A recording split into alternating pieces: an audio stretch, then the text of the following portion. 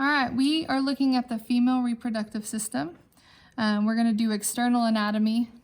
Towards the back, you can see the spinal cord and the sacrum and the coccyx. So this is the rectum. We have our uterus, which is here, and then we have our urinary bladder. This would be our pubic symphysis, and then this right here is your mons pubis. Now, if we were looking at the structure, this would be the labia majora, and then labia means lip, and then the labia minora. Now, when you look at the top, you can see that the uterus is going to be anchored by the round ligament, so it travels anteriorly. And then coming off of the uterus, you have your fallopian tube, and then the fimbriae, the finger-like projections that sit on top of the ovary. Now, connecting the ovary to the uterus is the ovarian ligament. The ovarian ligament goes from the ovary to the uterus. This again is the fallopian tube and the fimbriae. Out here you have your broad ligament, and then this is your round ligament. So we're going to open it up and do the internal anatomy. When you open up your model, again, this is the rectum. When you go to the rectum, it's straight, and then the anal canal.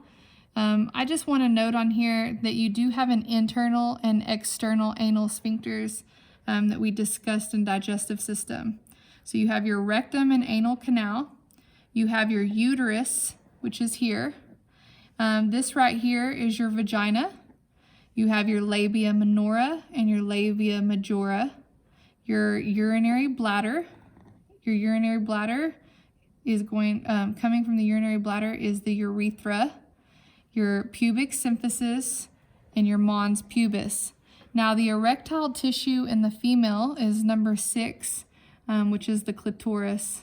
So when we talk about the vagina does open up.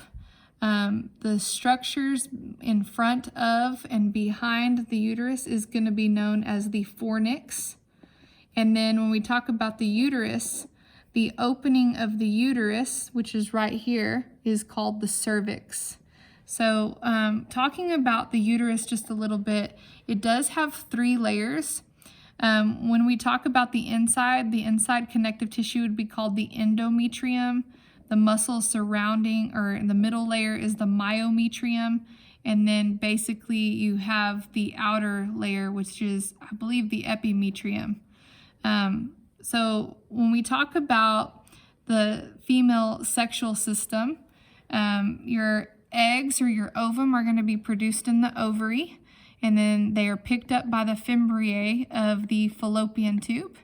They travel to the fallopian tube, and this is where they sit to wait to be fertilized. Eggs are going to sit here. When we talk about the female, the urinary bladder does have a very short urethra compared to the male. It's very close to the anus, so this is one of the reasons why it's short and close to the anus, is the reason why females are more prone to getting bacterial infections. Only urine exits the urethra.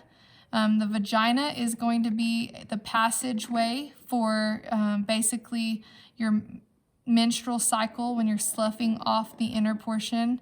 So during your period, all menstrual flow flows through the vagina, but the vagina does also receive the penis during intercourse. And then your rectum is going to be for feces during defecation.